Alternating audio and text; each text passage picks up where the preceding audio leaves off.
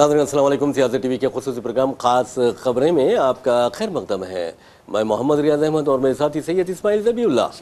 बहरहाल नाज़रीन, जहाँ तक खबरों का सवाल है, आप अच्छी तरह जानते हैं कि हमारी रिवायत रही है कि हम अपने प्रोग्राम का आगाज़ प्यारे नबी सल्लल्लाहु अलैहि वसल्लम के इरशाद मुबारक के साथ करते हैं। और ये इरशाद मुबारक यानी हदीस मुबारक हर रोज़ रोज़ाना सियासत के सफ़े आखिर पर शाये होती है ताकि अवाम रहनुमाई हासिल कर सके, इस्तेफादा कर सकें। तो बहरहाल नाज़रीन, आज की जो हदीस मुबारक है वो कुछ इस तरह है। हज़रत जाबिर रज़ियल्लाहु तआला अन्हु से रिवायत है, रसूलुल्लाह सल्लल्लाहु अलैहि वसल्लम ने लानत भेजी है सूद लेने वाले पर और देने वाले पर, और उसे तहरीर में लाने वाले पर और उसकी गवाही देने वालों पर।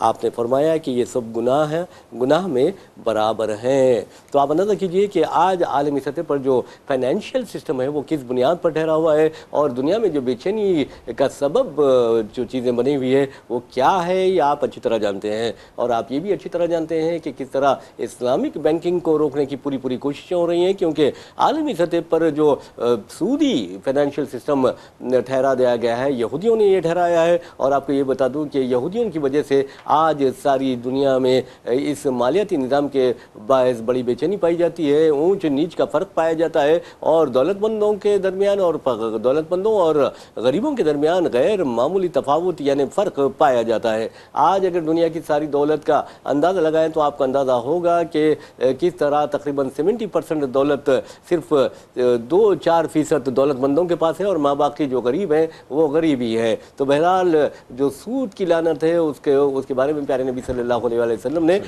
खबरदार कर दिया है। अब ये हमारा काम है कि हम सूदी जो कर्ज होता है उस लानत के खिलाफ आवाज़ उठाएं। और वैसे भी इस्माइल ज़बीउल्लाह साहब, आप देखेंगे कि जो हमारी शादी ब्याह हो रही हैं, जो मुकाबला देखा जा रहा है खाने खिलाने में, और आप देखेंगे कि धूम धड़ाके के साथ शादी करने में, उसके लिए अमीर तो ठीक है चलिए, लेकिन जो गरीब हैं वो भी अमीरों की नकल कर रहे हैं, सूद से पैसा ले रहे हैं, और जब सूद का पैसा अदा करने में वो नाकाम होते हैं तो वो खुदकुशी कर लेते हैं। इस तरह एक नाजायज़ और हराम फेल है वो भी अंजाम पा रहा है। बहरहाल अंदर खबरों का आगाज़ करते हैं। खबरों के सिलसिले में आपको बताते हैं कि सबसे बड़ी ख़ास खबर ये है कि ईरान ने इस्लामाबाद जाने से इनकार कर दिया है अमेरिका के साथ मुज़ाकरात के दूसरे मरहले में। तो बहरहाल आप अंदाज़ा कर सकते हैं कि अमेरिका जिस तरह मक्कारी और अय्यारी का मुजाहरा कर रहा है, ख़ास तौर पर एक तरफ तो वो मुज़ाकरात की बात करता है, मुज़ाकरात करता भी है, और दूसरी तरफ ईरान पर हमले भी करता है, ईरान के खिलाफ इक़दाम करता है। ईरान दुश्मनी में हद और तमाम हदूद को वो पार कर लेता है। और इसके लिए आपको मैं बता दूं कि बेचारा डोनाल्ड ट्रंप किस कदर मजबूर वो बेबस है, और जिसका अंदाज़ा आप लगा सकते हैं नेतन्याहू की हरदर्मी से, उसकी बदखुमाशी से, और उसकी अय्यारी से, उसकी मक्कारी से। और आपको ये बता दूं कि हमने बार बार इस प्रोग्राम के जरिए, दूसरे प्रोग्राम के ब्रेकिंग न्यूज़ के जरिए, खबरों ख्याल के जरिए आपको खबरदार किया कि इसराइल जो है, इसराइल का जो वज़ीर आज़म है, गजा का जो खसई है यानी नेतन्याहू, बड़ी अय्यारी के साथ ईरान अमेरिका के दरमियान जारी बातचीत को सबोताज कर सकता है, और जो जंगबंदी हुई है वो भी सबोताज हो सकती है। फिर एक जंग का माहौल वहाँ पर पाया जा रहा है। और आपको ये बता दूं कि ईरान ने वाज़ेह तौर पर पाकिस्तान को आगाह कर दिया है कि हम आप अमेरिकी डेलीगेशन से अमन मुज़ाकरात के लिए इस्लामाबाद नहीं आएंगे। और इसकी वजह इस्माइल ज़बीउल्लाह साहब आपको बता दूं वो ये है कि अमेरिका ने आबनाए हुर्मुज़ में ईरान का परचम बरदार एक जहाज को जब्त कर लिया है, वो भी कार्गो जहाज। तो आप माल बरदार जहाज है उसे आप जब्त कर लेते हैं, एक तरफ मुज़ाकरात चल रहे हैं, तो इसका मतलब यह है आपकी नीयत ख़राब है, और आप यही चाहते हैं कि तबाही बर्बादी मशरिक़ वस्ता का मुक़द्दर बन कर रहे हैं, जबकि आपके और मशरिक़ वस्ता के दरमियान हज़ारों मील का फासला है। उसके बावजूद भी आप अपनी टांग अड़ा रहे हैं। और मैं समझता हूँ कि इस तरह अगर कोई टांग अड़ाता है तो उसकी टांग को काट देना चाहिए। बिल्कुल, आपने बिल्कुल सही कहा, ऐसी टांग को काट देना चाहिए जो दूसरे ममालिक की तरक्की में या फिर दूसरे ममालिक के दाखिली उमूर में मदाखलत करती है, ऐसी टांग को यकीनन काट देनी चाहिए। देखिए, जंगबंदी हुई है, जंगबंदी चारशंबे के रोज़ जो उसका जो हद है, जंगबंदी की मियाद जो है वो चारशंबे के रोज़ ख़त्म हो रही है। एक तरफ अमन मुज़ाकरात का, जैसा कि आपने तज़किरा किया, अमन मुज़ाकरात के हवाले से डोनाल्ड ट्रंप पूरे जोश व खरोश के साथ बड़े जज्बाती अंदाज में सुबह दोपहर शाम ट्वीट्स करते हैं। और उसके बाद ये भी कहा जा रहा था कि वाशिंगटन जो है एक वफद जेडी वेंस की क़यादत में इस्लामाबाद भेजेगा दूसरे मरहले की मुज़ाकरात के हवाले से।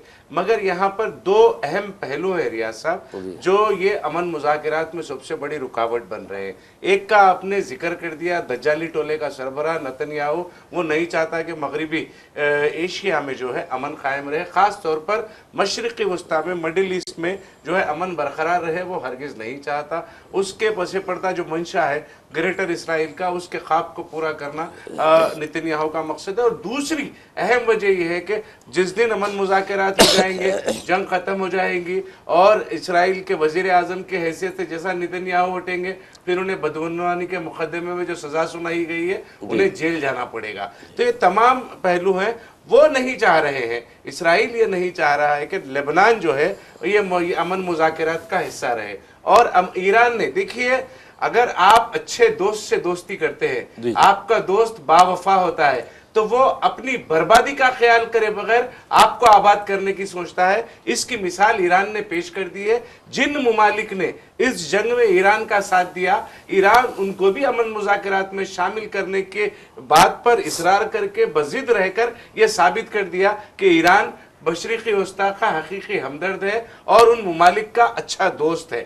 आप देखिए रियाज साहब, दूसरा अहम पहलू ये है, आपने उसकी तरफ भी इशारा किया, ईरान की जो शिप है, जहाज, बहरी जहाज है, उसको जब्त कर लेने की भी बात कही। आप अमन मुज़ाकरात की बात करते हैं, मुआहदे तय होने की बात करते हैं, तमाम नुकात पर इत्तफाक़ राय कायम होने की अमरीका बात करता है और आबनाए हुर्मुज़ को खुलवा दिया जाता है। मगर आपने जो नाकाबंदी ईरान की है उसको खत्म करने का ऐलान आप नहीं करते। जब आपसे कहा जाता है तो अभी नाकाबंदी हम खत्म नहीं करेंगे, इस तरीके के दावा आप पेश करते हैं। आपको चाइना ने वार्निंग दी, अगर एक बहरी जहाज भी चीन का अगर रोका जाएगा तो फिर इसको हम आलमी क़वानीन की खिलाफ वर्जी समझेंगे और सख्त कार्रवाई करेंगे। आप डर कर आप ये चीन के जहाज़ों को रोकने की आप में हिम्मत नहीं होती।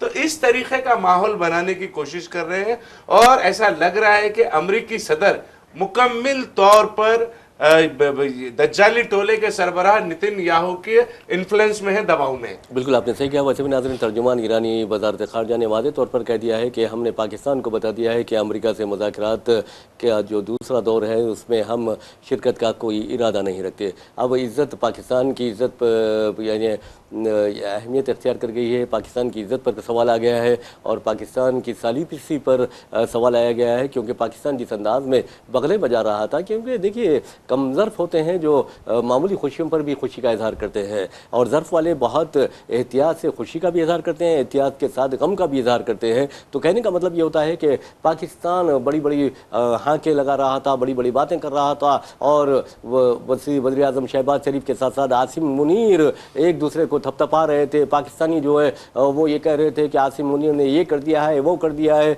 अरे कुछ नहीं किया है। अब अंदाज़ा कीजिए कि ईरान जब तक ना चाहे कुछ नहीं हो सकता। और जिस अंदाज में अय्यारी और मक्कारी का मुजाहरा आप दें, जैसा कि ज़बीउल्लाह ने कहा कि दज्जाली टोला है, उसके ज़ेर असर ट्रंप ने किया है। ट्रंप तारीख के बदतरीन, मैं समझता हूँ कि हुक्मरान की हैसियत से उनका नाम दर्ज होगा, क्योंकि आपको बताना ज़रूरी है कि ब्राज़ील के जो सदर हैं उन्होंने वाज़े तौर पर कह दिया है कि एक सदर जो हमेशा जंग की बातें करता है, जंग क्या ट्वीट करता है, उसका ट्वीट पढ़ना भी मुझे अच्छा नहीं लगता। तो आप अंदाज़ा कीजिए, स्पेन ने भी वाज़े तौर पर कह दिया है कि ये अजीब गरीब इंसान है। इटली की आप देखेंगे कि मेलोनी ने वाज़े तो कर दिया है कि अमेरिका बहुत बड़ी बड़ी बातें करता है, अपने आप को बहुत बड़ा जमहूरी मुल्क करार देता है, दुनिया की सबसे बड़ी जमहूरियत करार देता है, लेकिन ये यानी खोखली जमहूरियत है और अमेरिकी सदर बोखलाहट का शिकार है। और ईरान ने जिस अंदाज में कार्रवाई की है अमेरिका के खिलाफ, अमेरिका हिक्का भिक्का रह कर रह गया है। और इस सिलसिले में हम आपको लिए चलते हैं हमारे जो मरकज़ी, जो आप अंदाज़ा कर सकते हैं हिंदुस्तान में जो हुकूमत चला रहे हैं उनमें 3 अफराद हैं। उनमें से एक है अजीत दोवल, जो हमारे कौमी सलामती के मुशीर भी है। तो बहरहाल वो कहते हैं और बहुत अच्छी बात कही है, उनसे कई बातों से हम इख्तलाफ रखते हैं, लेकिन एक बात उन्होंने कही है कि जंगें जो होती हैं वो हथियारों से, टेक्नोलॉजी से नहीं, बल्कि अज़ाइम, बुलंद हौसलों और अज़ाइम से जीती जाती हैं। और ईरान ने बता दिया है कि हमने बुलंद हौसलों का मुजाहरा किया है और अमेरिका और ये इसराइल के दांत खट्टे कर दिए हैं और और मैं समझता हूँ कि ये जो जंगबंदी हुई है, ये जंगबंदी मैं समझता हूँ कि इसराइल के लिए और अमेरिका के लिए एक नेमत साबित हुई है, वरना उनकी हालत बहुत ज़्यादा ख़राब हो जाती। तो बहरहाल ईरान ने वादे कर दिया है। तो दूसरी तरफ आपको बता दूँ कि जैसा कि जबीउल्लाह ने कहा कि ये दज्जाली टोला है, दज्जाली टोले की तबाही व बर्बादी का सिलसिला जारी है इसराइल में भी, यानी फ़लस्तीन में भी। और फ़लस्तीनी सरजमीन पर इस टोले ने जिस अंदाज में मज़ालिम ढाए हैं वो किसी से ढके छुपे नहीं है। आपको ये जानकर हैरत होगी कि अब भी इसराइली जेलों में तकरीबन 9,560 फ़लस्तीनी कैदी यानी कैद व बंद की सोबतें बर्दाश्त कर रहे हैं, जिनमें से 3,532 फ़लस्तीनी कैदी ऐसे हैं जिन पर एक भी इल्ज़ाम नहीं है। जी देखिए, बहुत अब हालांकि कानून भी पास कर दिया इसराइली पार्लियामेंट ने कि 90 दिन के बाद सजा दे देंगे, सजाए मौत दे दी जाएगी। आप किसको भी गिरफ्तार कर लेंगे, उसको माखूज कर देंगे, उस पर मुकदमा में उसको मुलविस जबरदस्ती के आप करेंगे और उसको सजाए मौत दे देंगे। देखिए, दज्जाली टोले का मकसद सिर्फ इंतशार फैलाना है और फिर वो जो ख्वाब है उनका ग्रेटर इसराइल का, वो ख्वाब को पूरा करना है। लेबनान में भी आपने अब एक सरहद मुकर्रर कर दी है, येलो लाइन आपने बना दी है। जिस तरह गाजा में आपने येलो लाइन बनाई थी, लेबनान में भी आपने येलो लाइन बना दी। और हालांकि लेबनान पर जंग मुसल्लत की गई, लेबनान पर हमला पहले किया गया, ना हिजबुल्लाह ने ना हौसियों ने, किसी ने पहले पहल नहीं की, आपने पहल की, आपने हमला किया। उसके बाद फिर गाजा की जैसी सूरत हाल लेबनान की भी आपने कर दी और वहां पर आपने एक येलो लाइन मुकर्रर कर दी। येलो लाइन जहां पर मुकर्रर की वो एरिया आपने अपना करार देना शुरू कर दिया। ये किस किस्म की साजिशें कर रहे हैं, ये सारे खेल के लिए। ये इसराइल नहीं चाहता कि अमन मुज़ाकरात में, अमन के मामलात में, जंगबंदी के मामलात में लेबनान को भी शामिल किया जाए, मगर ईरान अपनी बात पर डटा हुआ है, ईरान अपनी बात पर कायम है। देखिए, हक के साथ खड़े रहने का जो निज़ाम है और जो तालीमात है, वो तालीमात पर मुकम्मल तौर पर ईरान अमल करता हुआ नजर आ रहा है। बहरहाल नाज़रीन, एक और खबर की जानिब के लिए चलते हैं और आपको बताता हूँ कि जहाँ तक हमारे वज़ीर-ए-आज़म नरेंद्र मोदी का सवाल है, वो एक अच्छे, मैं समझता हूँ कि यानी अदाकार हैं। और अच्छे अदाकार इसलिए मैं कह रहा हूँ कि उनकी अदाकारी का मुकाबला कोई भी नहीं कर सकते। वो जहाँ जाते हैं, अगर आसाम में जाते हैं तो उनका लिबास आसामी हो जाता है और वो आसाम की जो वो होता है, कैप होता है, वो पहन लेते हैं। सिर्फ बेचारों को एक ही अल्लाह ने सादत से महफूज, यानी एक सादत से महरूम रखा है, और वो है कि वो टोपी कभी नहीं पहन सकते। मुसलमानों की टोपी कोई कभी नहीं पहन सकते, ये मेरा चैलेंज है। और दूसरी अहम बात बताता हूँ कि ये जो टोपी होती है, ये सिर्फ नसीब वालों की होती है। नसीब वालों, ऐसा सर जो नसीब वाला होता है वही टोपी पहनता है। हमारे वज़ीर आज़म के किस्म में ये टोपी पहनना नहीं है। तो बहरहाल अरुणाचल प्रदेश जाते हैं, वहाँ की टोपी पहन लेते हैं, यानी वहाँ की कैप पहन लेते हैं, वहाँ का रिवायती लिबास पहन लेते हैं, ज़बरदस्त एक्टिंग करते हैं। जम्मू कश्मीर जाते हैं, वहाँ आप देखें लद्दाख वगैरह, वहाँ का लिबास पहन लेते हैं, ज़बरदस्त एक्टिंग करते हैं। और फिल्म फेयर अवार्ड का अगर कोई अवार्ड दिया जाए वज़ीर आज़म को तो मेरे ख्याल में बहुत बेहतर रहेगा। शाहरुख खान हो, सलमान खान हो, आमिर खान हो, कोई खान ब्रदर्स जो है या खान्स जो हैं वो भी इनका मुकाबला नहीं कर सकते। मिसाल के तौर पर आपको बता दूं कि तमिलनाडु में इंतखाबी मुहिम चला रहे हैं। ऐसा लग रहा है कि वज़ीर आज़म की पैदाइश गुजरात में नहीं बल्कि द्रावडियन, कट्टर द्रावडियन है, और ये तमिलनाडु में इनकी पैदाइश हुई है। इनके जिल्द का रंग आप देखेंगे तो ऐसा लगेगा कि बिल्कुल यहाँ की भट्टी से निकले हैं, यानी तमिलनाडु की भट्टी से उनको निकाला गया है। तो बहरहाल नाज़रीन, आपको बता दूं कि डार्क स्किन टोन मेकअप उन्होंने किया है और सोशल मीडिया पर ये मेकअप बहुत ज़्यादा ज़ाहिर भी हो रहा है। हम वज़ीर आज़म के इस खूबी को सराहते हैं, उनकी सताइश करते हैं। हम कोई तंज नहीं कर रहे हैं या मिजाहिया तौर पर भी बात नहीं कर रहे हैं, लेकिन वज़ीर आज़म के बारे में जो हकीकत पसंदाना बात है वो कर रहे हैं। तो बहरहाल अगर आप वो फ़ोटो देखेंगे तो ऐसा लगता है कि चेन्नई की किसी भट्टी से इनको निकाला गया है। तो बहरहाल वहाँ वो गए हैं और कपड़े भी तमिल बाशिंदों की तरह ज़ेबतन किए हुए हैं और उनका शक्ल और सूरत भी ऐसा लग रहा है, अरे भाई तुम्हारे को मेकअप जमहूरियत को कब तक धोखा देते रहोगे अपने मेकअप के ज़रिए। तो बहरहाल नाज़रीन, आपको बता दूँ कि मेकअप इस कदर ख़तरनाक होता है, अगर वज़ीर आज़म को ले जाकर आप पानी बारिश में, यानी बारिश में ठहरा दें तो फिर वो मेकअप निकलेगा तो लोग उन्हें पहचानेंगे नहीं। तो उसी तरह आपको बता दूं कि वज़ीर आज़म का हाल उसी तरह की एक औरत की तरह है जो अपने बच्चों को लेकर फुल मेकअप में जाती है और अचानक बारिश शुरू हो जाती है, और जब बारिश ख़त्म होती है तो बच्चे चीखने लगते हैं, मम्मा मम्मी, मम्मी कहाँ है, मम्मी कहाँ है। हालांकि माँ उनके बाजू ही होती है क्योंकि उसका मेकअप झड़ जाता है। तो बहरहाल हम चलते हैं हमारे इस्माइल ज़बीउल्लाह अब्दुल्ला साहब की तरफ और पूछते हैं कि वज़ीर आज़म में ये शौक़ कब से पैदा हो गया? देखिए, वज़ीर आज़म के मुताल्लिक़ या किसने उनको बेवकूफ़ ने मशवरा दिया? पता नहीं। देखिए, अब फिलहाल एक पूरा जो ट्रेंड है हिंदुस्तान की सियासत का, उसको तब्दील करने की कोशिश वज़ीर आज़म नरेंद्र मोदी कर रहे हैं। देखिए, आप ज़मीनी हक़ाइक़ से वाक़िफ़ अगर होते, ज़मीनी हालात पर अगर आप गुफ्तगू करते, अवामी मसाइल के हल के मुताल्लिक़ आप बात करते, तो यकीनन लोग आपको पसंद भी करते। उमूमन ये देखा गया है, अपोजिशन की जानिब से ये बारहा कहा गया है, वज़ीर आज़म नरेंद्र मोदी बहरूपिया हैं, क्योंकि मुख्तलिफ रूप धारते हैं। पंजाब में जाते हैं तो सिखों की पगड़ी बांध लेते हैं, तो इस तरीके की बातें होते हैं। राजस्थान जाते हैं तो ख़वातीन के दरमियान में बैठकर ढोल बजाना शुरू कर देते हैं। बैरूनी दौरों पर जाते हैं तो बैरूनी दौरों पर ड्रम बजाना आप शुरू कर देते हैं। तो इस तरीके का एक बहरूपिये का नाम उन्हें दिया गया है। देखिए, आप अगर इस तरीके की हरकतों से अपनी एक नई तारीख अगर बनाना चाह रहे हैं तो वहाँ तक ठीक है, मगर अगर आप डार्क स्किन मेकअप आप करके तमिलनाडु के अवाम के दरमियान में जाकर आप उनके दिलों पर हुकूमत करने की कोशिश करेंगे आप, तो ये मुमकिन नहीं है। कपड़े भी उन्होंने चेंज किए हैं। कपड़े भी अगर आप पहन ले तो कोई फर्क नहीं ना भी पहन ले तो मैं समझता हूँ। आपने जो काम तमिलनाडु की अवाम के साथ किया है, तमिलनाडु की हुकूमत और स्टालिन ने बीजेपी का चेहरा बड़े अच्छे अंदाज में तमिलनाडु में बेनकाब किया। बिल्कुल, बिल्कुल। खास तौर पर खवातीन तहफ़्फ़ुज़ात और ये असर-ए-नौ हदबंदी का जो मामला है, डिलिमिटेशन का मामला है, उसके हवाले से तमिलनाडु की आवाम में शऊर बेदार करने में स्टालिन बड़ी हद तक कामयाब रहे हैं। आपकी लाख कोशिशें तमिलनाडु में AIDMK के आपके इत्तेहाद को कामयाबी से हमकिनार नहीं कर सकते। आप देखिए, यहाँ पर तमिलनाडु में ऐसी हरकत की, और वहाँ पर मगरिबी बंगाल में आप जा रहे थे, जाते जाते रुक गए, एक झलमुरी, वो जो नमकीन की दुकान होती है, वो दुकान पे आप रुक गए और वहां से झलमुरी 10 रुपए की खरीद कर खा रहे हैं आप। देखिए, क्या ये आवाम को समझ में नहीं आता कि आप नाटक कर रहे हैं, आप ड्रामेबाजी कर रहे हैं। आप 10 रुपए का खरीद कर खाने के काबिल हैं, आवाम तो 10 रुपए के खरीद के खाने के काबिल नहीं है। ठीक है रियाज साहब, आपके पास पैसे हैं, आपके सरमाएदार दोस्त हैं, तमाम चीजें अपनी जगह ठीक है, मगर क्या 10 रुपए की झलमुरी खरीद कर खाने के लिए आप हेमंत सोरेन के हेलीकॉप्टर को हवा में फिरता मजबूर छोड़ देंगे आप? जी। क्योंकि वहां पर झलमुरी खाने के लिए आप रुके हुए थे, इसीलिए हेलीकॉप्टर हेमंत सोरेन के वहां पर उतरने की उन्हें इजाजत नहीं दी गई। 2-4 घंटे तक एक चीफ मिनिस्टर का जो हेलीकॉप्टर है वो खतरे के बादल में, खतरात के बादल में फिरता रहा। आप झलमुरी के लिए 10 रुपए की अपनी तशहीर के लिए, आपको ये बंगाल की आवाम 4 मई को ये पता चल जाएगा कि तमिलनाडु, केरला, आसाम, पुडुचेरी और मगरिबी बंगाल में किसकी हुकूमत बनेगी।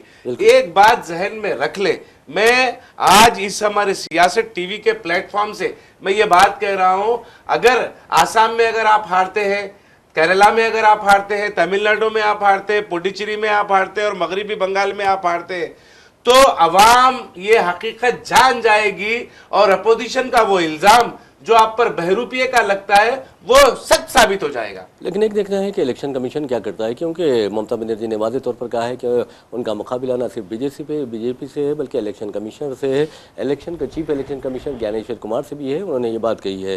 वैसे भी नाज़रीन, जहाँ तक वज़ीर आज़म नरेंद्र मोदी है, अब देखिए कि एक शख्स किस तरह वोटों के लिए, किस तरह लोगों को मुतासिर करने के लिए अपनी हुलिया बदल रहा है, अपना मेकअप करवा रहा है। इससे बढ़ के शर्म की बात और कुछ नहीं हो सकती, क्योंकि आप देखेंगे कि जो आप हैं बस यही होना चाहिए आपको। सब डार्क स्किन जो मेकअप है उसके ऊपर कितना खर्च आता है आपको अंदाजा है? जी। हजारों रुपए का खर्च आता है। वो हजारों रुपए का खर्च करके आप वो पैसा जो आवाम का पैसा है, आप वोट हासिल करने के लिए, आवाम को धोखा देने के लिए आप अपना चेहरा बदल रहे हैं।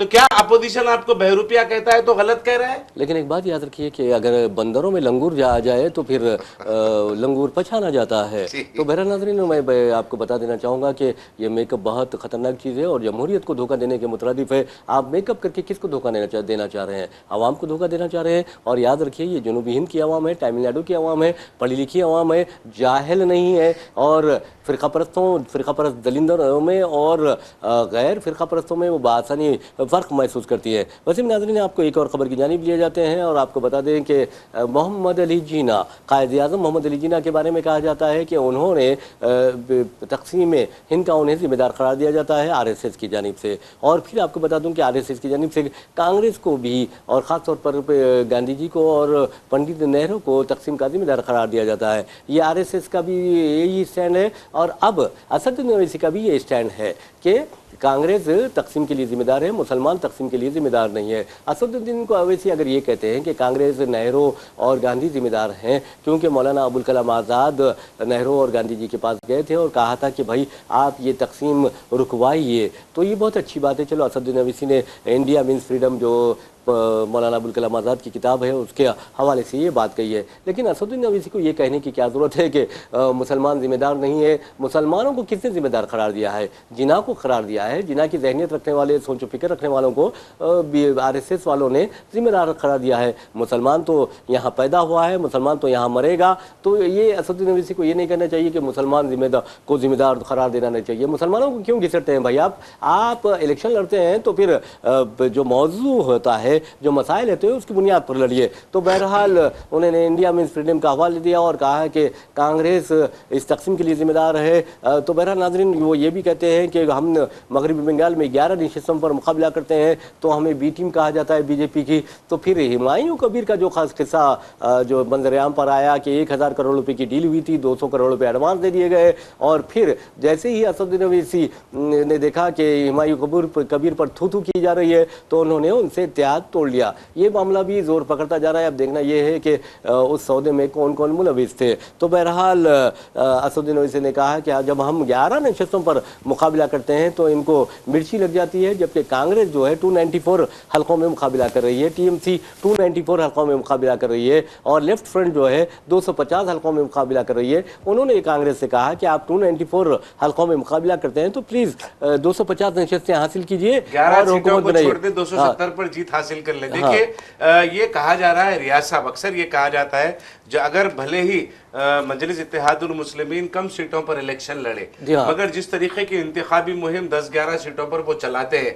तो वो इंतखाबी मुहिम का असर जो है वो रियासत की 200 सीटों पर पड़ता है। बिल्कुल, बिल्कुल। जिस तरीके की तकरीरें करते हैं, जिस तरीके की गुफ्तगू करते हैं, जिस तरीके की बातें, जिस तरीके के हवालेजात देते हैं, उसका असर रियासत की 200 सीटों पर पड़ता है। तो इसीलिए शायद हो सकता है कि आपको बी टीम कहा जा रहा है। हुमायूं कबीर से आपके इत्तेहाद के बाद ये बात मजबूत हो गई थी कि आप भी बी टीम है, क्योंकि मगरबी बंगाल में हुमायूं कबीर को बीजेपी की जानिब से खड़ा किया जाने वाला उम्मीदवार पहले दिन से कहा जा रहा था, लेकिन उसके बाद आपने दस्तबरदारी इख्तियार कर ली, अलाहिदगी इख्तियार कर ली। शायद शुकूक व शुबहात के असरात जो है वो कम हो जाएंगे, मगर फिर भी 11 सीटों पर आप इलेक्शन लड़ते हैं तो 11 सीटों पर जिस किस्म की इंतखाबी मुहिम आप चलाते हैं उसका ऐसा असर जो है रियासत की 294 सीटों पर पड़ता है। माजी में भी देखा गया, बिहार में, उत्तर प्रदेश में, मुख्तलिफ रियासतों में हमने देखा है। क्योंकि हमें इशारा मिल गया, अपनी बात को यहाँ पर खत्म करना है। रियाज साहब, मैं यही कहूंगा कि आप देखिए, पुराने शहर में 7 असम्बली हल्के जात से अराकीन असम्बली है। इन असम्बली हल्कों की तरक्की के लिए आपने क्या काम किया है, अगर उसको पेश कर दे अपने हल, जहां जहां पर भी आप इलेक्शन लड़ रहे हैं, तो यकीनन कुछ हालात बदल सकते हैं। बिल्कुल, आपने सही कहा और इसी सही बात के साथ हम अपना प्रोग्राम खास खबरें इख्तिताम को पहुंचाते हैं। अपने मेज़बान मोहम्मद रियाज अहमद और मेरे साथी सैयद इस्माइल ज़बीउल्लाह को इजाज़त दीजिए। इंशाल्लाह फिर मुलाकात होगी, फिर बात होगी। तब तक के लिए अल्लाह हाफ़िज़। अल्लाह हाफ़िज़।